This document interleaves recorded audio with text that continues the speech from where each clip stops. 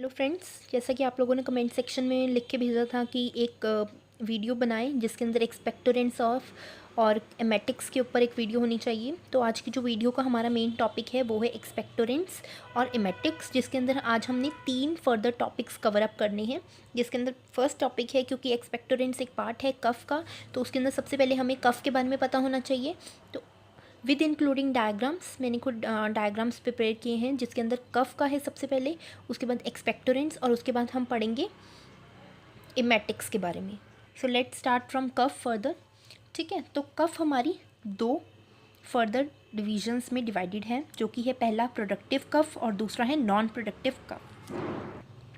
जो हमारी प्रोडक्टिव कफ होती है वो बेसिकली कंजेस्टेड कफ भी बोला जा सकता है, जिसके अंदर जो है कफ के साथ साथ हमारा कुछ प्रोडक्ट आता है। वो जो प्रोडक्ट होता है वो होता है फ्लैम। फ्लैम क्या होता है? हमारा फ्लैम होता है बलगम, जो कि म्यूकस के साथ कफ के थ्रू हमारे मुंह में आ जाता है, जिसे बोलते हैं कंजेस्टेड कफ, यानी कि जो है लंग्स के अंदर बहुत ज़्यादा फ्लैम जमी हुई है। ठीक है, तो अब क्या होता है? रिमूव्स एक्सेसिव सिक्रीशन, जिसकी वजह से क्या होता है, प्रोडक्टिव कफ के अंदर हमारे मुंह से, हमारे माउथ से एक्सेसिव सिक्रीशन बाहर आती है। नॉन प्रोडक्टिव कफ बोल लें, ड्राई कफ बोल लें या वूफिंग कफ बोल लें, बात एक ही है। नॉन प्रोडक्टिव कफ के अंदर कोई भी प्रोडक्ट हमारे माउथ के थ्रू बाहर नहीं आता है। इस कफ के अंदर नॉन प्रोडक्टिव कफ यानी कि without any product dry cough होती है और वूफिंग कफ होती है।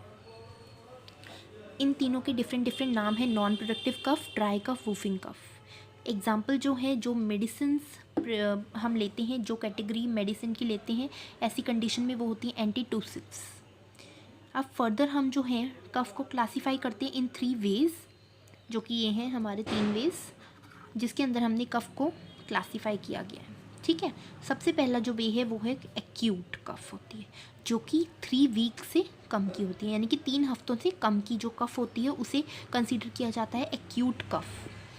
जो 3 to 8 वीक्स के बीच की कफ होती है उन्हें बोलते हैं सब एक्यूट कफ। उसके बाद आती हैं जो 8 वीक से ज़्यादा की कफ होती है, जो 8 वीक से ज़्यादा की कफ होती है उसे बोलते हैं हम क्रॉनिक कफ। तो ये सब कैटेगरीज हैं हमारी, कफ को क्लासीफाई किया है एक्यूट, सब एक्यूट और क्रॉनिक कफ। ठीक है, अब जो है डेफिनेशन, अब हम कुछ डेफिनेशंस के बारे में पढ़ेंगे जो कि हमारे 2 कैटेगरीज़ की हैं, एंटीटूसिव्स और एक्सपेक्टोरेंट्स। ये बेसिकली हमारी मेडिसिन्स की कैटेगरी हैं। ठीक है, जो हम, जब हमें कफ होती है तो वो हम लेते हैं। ठीक है, तो एंटीटूसिव्स जो हैं वो क्या करती हैं, कफ को सिप्रेस कर देती हैं और हमें रिलैक्सेशन देती हैं। हम बहुत ज़्यादा रिलैक्स हो जाते हैं जब कफ हमारी बिल्कुल नहीं आ रही होती हमें। ठीक है, वरना जब हमें कफ आ रही होती है तो बोलते हैं गर्दन दर्द कर रही है, गला दर्द हो रहा है, तो उस वजह से एंटीटूसिव्स हम लेते हैं। एंटीटूसिव्स क्या होते हैं? हमारे a drug that suppress coughing, जो कि हमारी कफ को सप्रेस कर देती है, यानी कि दबाने का काम करती है। और कैसे करती है वो समझते हैं। हमारी ब्रेन के अंदर मेडुला वाले पार्ट के अंदर एक कफ सेंटर नाम का एक कफ सेंटर होता है। ठीक है, तो एंटीटूसिव्स क्या करती हैं, उसकी एक्टिविटी को रिड्यूस कर देती है। किसकी? कफ सेंटर की एक्टिविटी को रिड्यूस कर देती हैं ब्रेन में। ठीक है, तो एंटीटूसिव की डेफिनेशन एक बार दोबारा समझ लेते हैं। ऐसी ड्रग्स जो कि क्या काम करती हैं, सप्रेस कर देती हैं कफ को, possibly by reducing the activity of cough centre in brain. कैसे करती हैं? कफ सेंटर की एक्टिविटी को रिड्यूस कर देती हैं, जिसकी वजह से कफ अपने आप सप्रेस हो जाती है। जब ब्रेन ही मैसेज नहीं देगा कि खांसो तेज, तब तक हम खांसेंगे नहीं, और उस वजह से क्या होगा, हमें ऐसा लगेगा कि हमारी कफ जो है ख़त्म हो गई है। तो ये काम करती है एंटीटूसिव ड्रग्स। और अब जो बात करेंगे वो करेंगे हम एक्सपेक्टोरेंट्स की।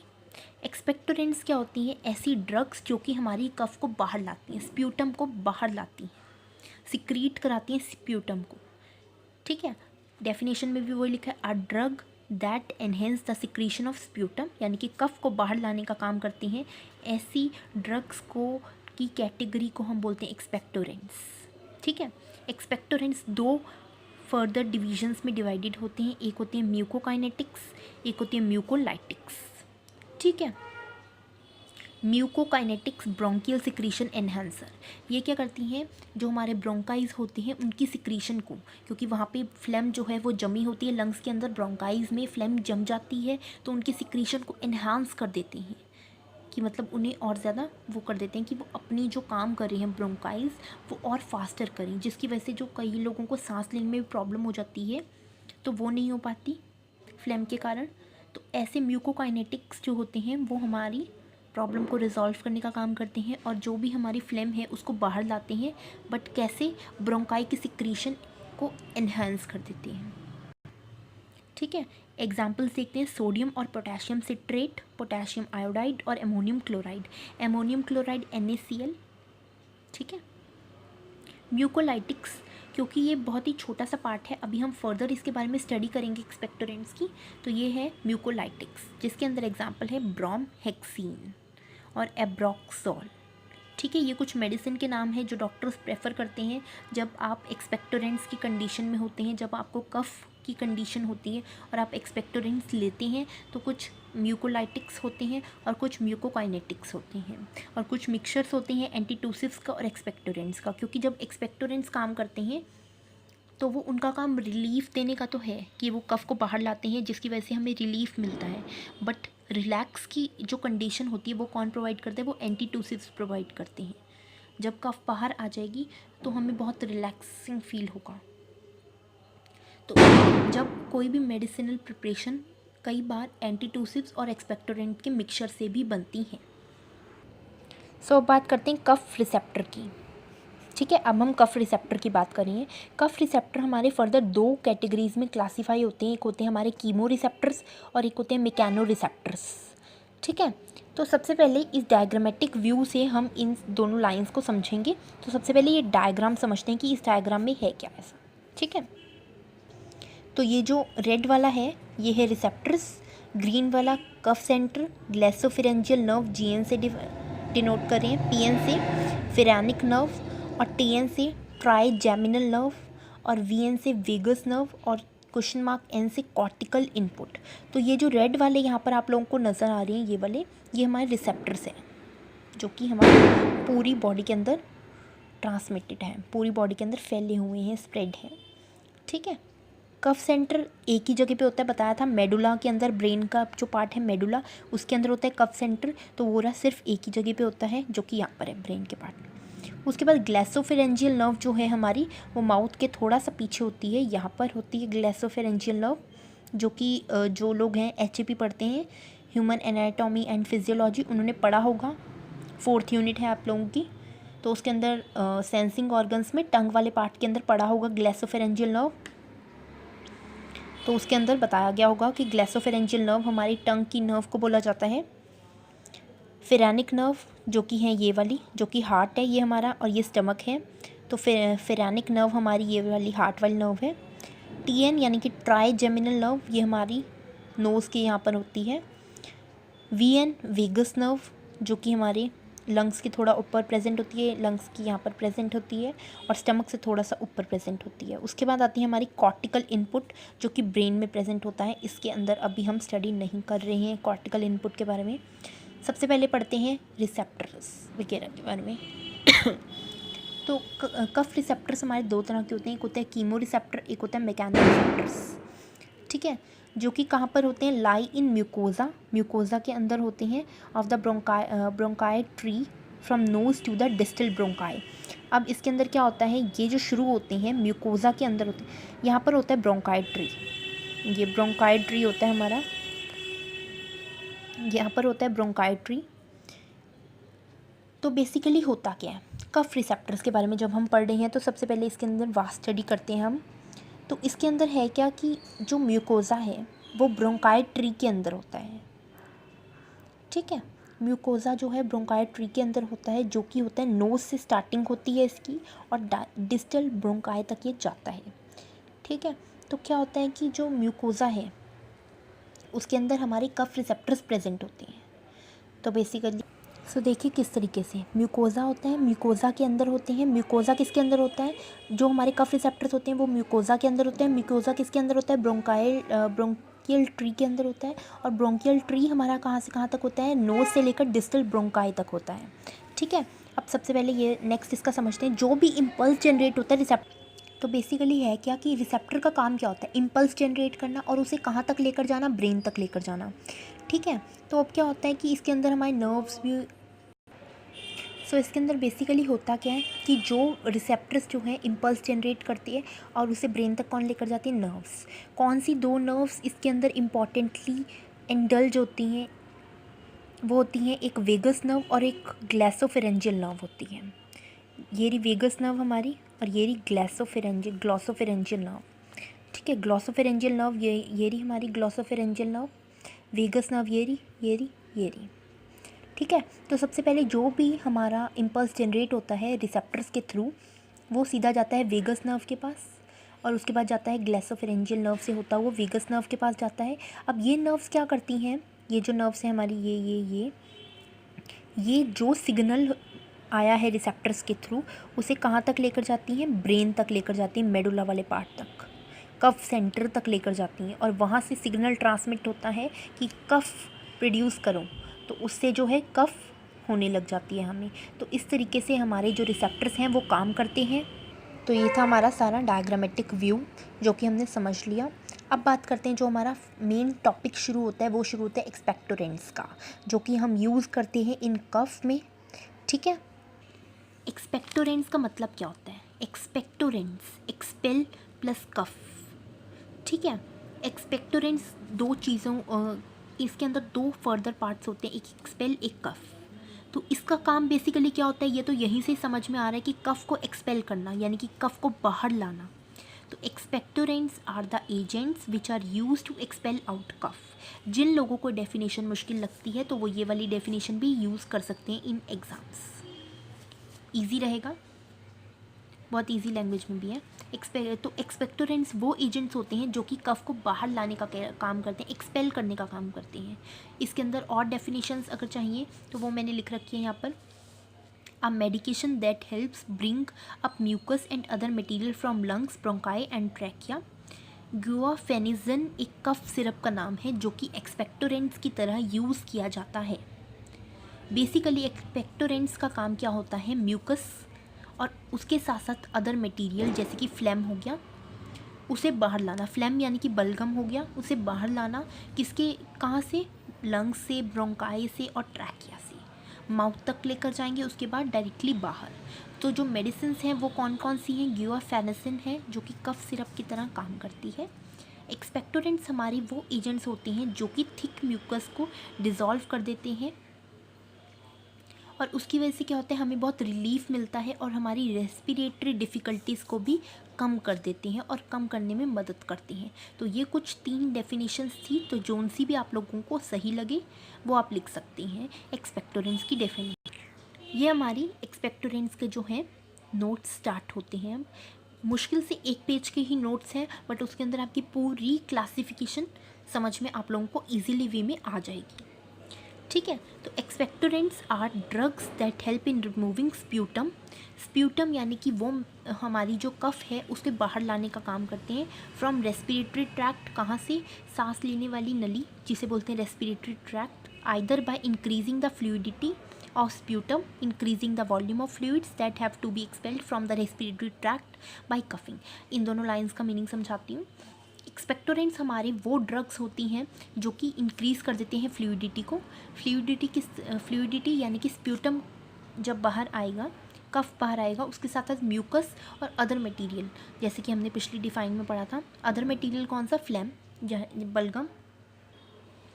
तो फ्लूइडिटी को इंक्रीज़ कर देते हैं यानी कि म्यूकस को बढ़ा देते हैं। तो उस वजह से क्या होता है कि मटेरियल जो है इजीली बाहर आ जाता है विद द फ्लूइड।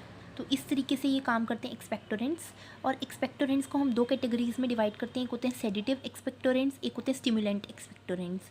और ये जो डिवीज़न हमने किया है ये किसके बेसिस पे किया है, मैकेनिज्म एक्शन के बेसिस पे किया है। समझते हैं सेडेटिव एक्सपेक्टोरेंट्स और स्टिमुलेंट एक्सपेक्टोरेंट्स के बारे में। ठीक है, सेडेटिव एक्सपेक्टोरेंट्स हमारे क्या होते हैं, ये basically they are stomach irritant होते हैं। स्टमक इरिटेंट एक्सपेक्टोरेंट्स होते हैं, ये डायरेक्टली जाते हैं हमारे स्टमक में, ब्लड के थ्रू जाते हैं स्टमक में। ये बेसिकली बिटर ड्रग्स होती हैं, बिटर यानी कि कड़वी दवाइयाँ होती हैं हमारी, जो कि अपना इफेक्ट देती हैं स्टिमुलेट करके गैस्ट्रिक रिफ्लेक्सेस को स्टिमुलेट करती हैं, जिसकी वजह से जो हमारा कफ है, वो आनी शुरू हो जाती है। बिटर ड्रग्स के अंदर एग्जांपल्स यहाँ पे कुछ देखिए, एपिकाक, ठीक है, सुनेजा, इंडियन स्क्यूल, ये हमारे कुछ ड्रग्स हैं। उसके अलावा हमारे कुछ कंपाउंड्स हैं जो कि यूज़ होते हैं इन ड्रग्स की प्रिपरेशन में, जो कि है antimony, potassium tartrate, ammonium chloride, sodium citrate, potassium iodide etcetera. ये जो ड्रग्स होती हैं ये हमारी एक्सपेक्टोरेंट्स होती हैं, स्टिमुलेंट एक्सपेक्टोरेंट्स की अब बात कर रही हैं। ये जो ड्रग्स होती हैं ये हमारी एक्सपेक्टोरेंट्स की उसके अंदर कैटेगरी में आती हैं। इसके अंदर ये क्या काम करती है, ये हमारी स्प्यूटम जो होता है उसे डाइल्यूट करने का काम करती है, कफ जो होती है उसे डाइल्यूट करने का काम करती है, और क्या करते हैं, फ्लूइड को बढ़ा देते हैं। कफ के अंदर जो फ्लूइड होता है यानी म्यूकस जो होता है उसको बढ़ाने का काम करते हैं, ठीक है। तो these are the expectorants which bring about the stimulation of the secretory cells, और जो ये स्टिमुलेट करते हैं सिक्रीटरी सेल्स को रेस्पिरेटरी ट्रैक्ट के अंदर जो प्रेजेंट होती हैं उन्हें डायरेक्टली और इनडायरेक्टली स्टिमुलेट करने का काम करती हैं। जब ये जो स्टिमुलेंट एक्सपेक्टोरेंट्स हैं इनका नाम ही है स्टिमुलेट करना, ये स्टिमुलेट किसको करते हैं, सिक्रीटरी सेल्स को स्टिमुलेट करते हैं, जो कि कहाँ प्रेजेंट होते हैं, रेस्पिरेटरी ट्रैक्ट पे प्रेजेंट होते हैं। और जब ये स्टिमुलेट कर देते हैं तो क्या होता है, ज़्यादा से ज़्यादा फ्लूइड जो है जो रेस्पिरेटरी ट्रैक्ट के अंदर होता है वो और बढ़ जाता है, और उसकी वजह से क्या होता है, स्प्यूटम जो है डाइल्यूट हो जाता है। तो इस तरीके से स्टिमुलेंट एक्सपेक्टोरेंट्स वर्क करते हैं। इनके एग्जांपल्स हैं इसके अंदर जो कुछ एग्जांपल्स हैं हमारे वो हैं eucalyptus, lemon, anise, active constituent of oil like terpin hydrate, anethole etcetera. ये कुछ एग्जांपल्स हैं जो कि स्टिमुलेंट एक्सपेक्टोरेंट्स का काम करते हैं। तो ये हमारा जो पार्ट था एक्सपेक्टोरेंट्स का वो हो गया ख़त्म। जैसे कि मैंने कहा था 1 पेज के नोट्स हैं तो वो हो गए ख़त्म, जो कि बहुत ही इजी वे में नोट्स बने हुए हैं। जहाँ कोई प्रॉब्लम आए वहाँ आप कमेंट सेक्शन में लिख के मुझसे पूछ सकते हैं, मैं कोशिश करूँगी कि मैं रिप्लाई कर सकूँ। अब नेक्स्ट जो हमने टॉपिक कवर अप करना है वो है एमेटिक्स का। एमेटिक्स क्या होते हैं सबसे पहले वो समझते हैं और उसके बाद इसको भी ख़त्म करते हैं, ठीक है।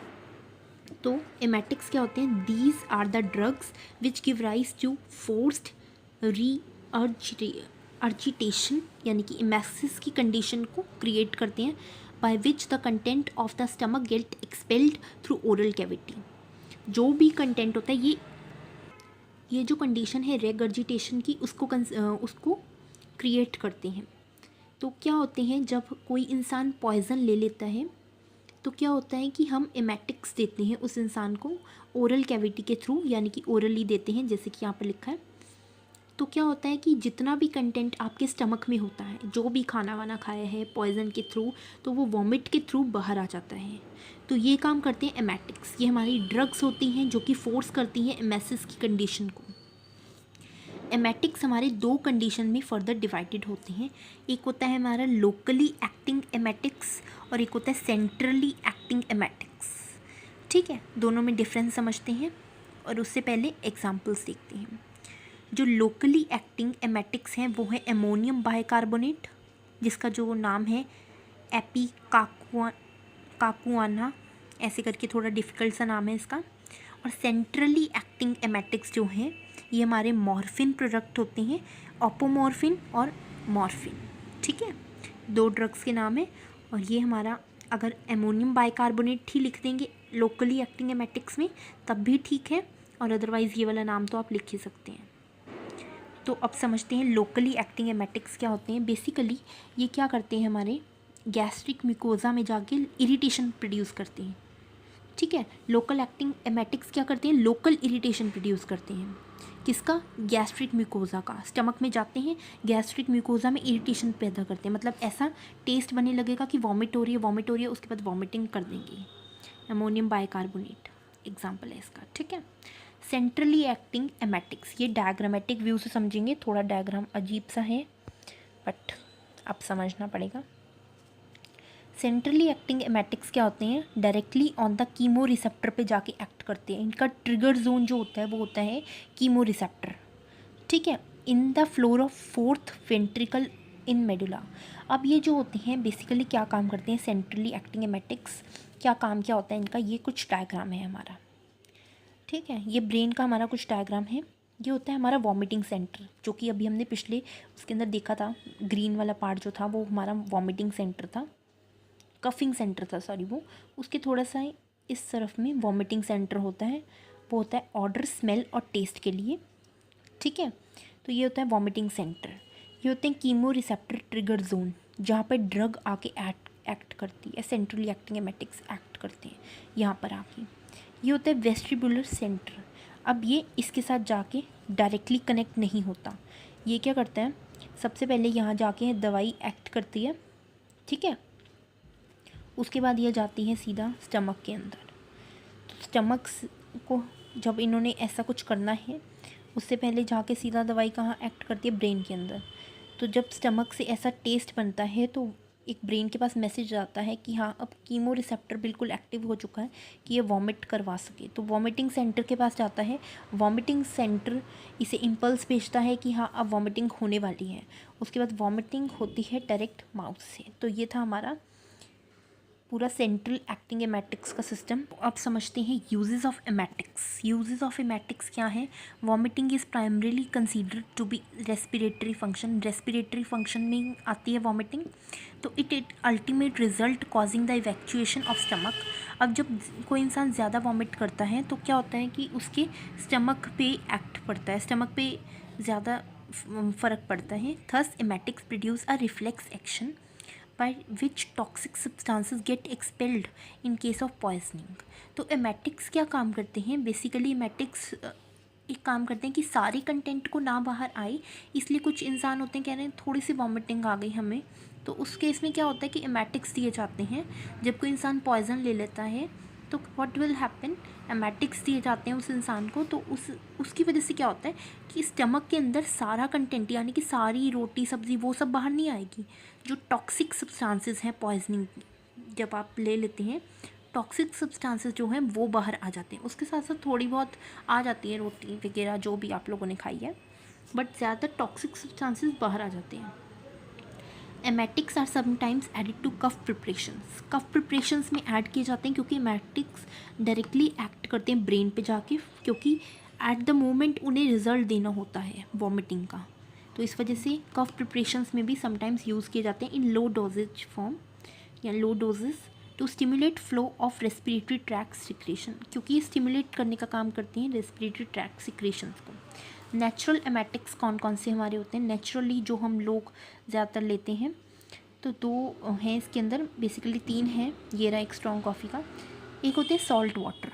अब जब कोई इंसान पॉइजन ले लेता है तो उसे नमक वाला पानी दिया जाता है, वार्म करके पानी को गर्म करके, जैसे कि इसमें लिखा हुआ है कि किस तरीके से देना है।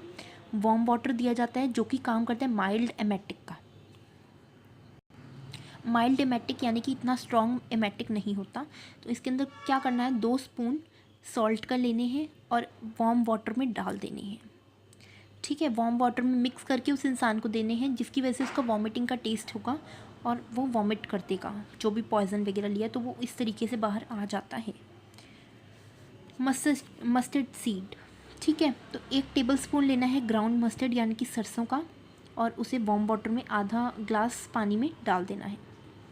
तो वो जब किसी इंसान को दिया जाता है तब भी उसका टेस्ट वॉमिटिंग जैसा होता है। और एक और चीज़ बेस्ट स्टिमुलेंट का काम करती है, वो है स्ट्रॉन्ग कॉफ़ी, जो कि नारकोटिक पॉइजन में दी जाती है, ठीक है। When not to use emetics, कब एमेटिक्स यूज़ नहीं करनी है, जब कोई इंसान एसिड या एल्कलाई मीडियम में, जब भी कोई इंसान एसिड या एल्कलाई मीडियम में पॉइजन लेता है तो उसे वो एमेटिक्स नहीं दिए जाते हैं, ठीक है। जब CNS स्टिमुलेंट पॉइजनिंग होता है, CNS यानी कि सेंट्रल नर्वस सिस्टम को स्टिमुलेट करने वाला पॉइजन ले लेता है कोई इंसान जो कि सीधा दिमाग को एक्ट करता है, तब एमेटिक्स नहीं दिए जाते। और टू अनकॉन्शियस पेशेंट, जो पेशेंट ऑलरेडी बेहोश है उसे क्या एमेटिक्स दोगे, या पेशेंट जब अनकॉन्शियस फील कर रहा है तो उसे एमेटिक्स नहीं दिए जाते, ठीक है, तो आज की वीडियो को यहीं ख़त्म करते हैं। सो गाइज़, आई होप कि यू लाइक माई वीडियोज़। अगर आप लोगों को मेरी वीडियोज़ पसंद आती हैं तो प्लीज़ इसे लाइक, कमेंट और शेयर और सब्सक्राइब करना ना भूलें। सब्सक्राइब करना बिल्कुल फ्री है। और जो भी प्रॉब्लम्स हैं उसे कमेंट सेक्शन में और मुझे बताएं, कमेंट सेक्शन में लिखकर मुझे भेजें और मुझे बताएं कि मैं अगली वीडियो किस पर बनाऊं। Thank you very much for watching my videos. Thank you.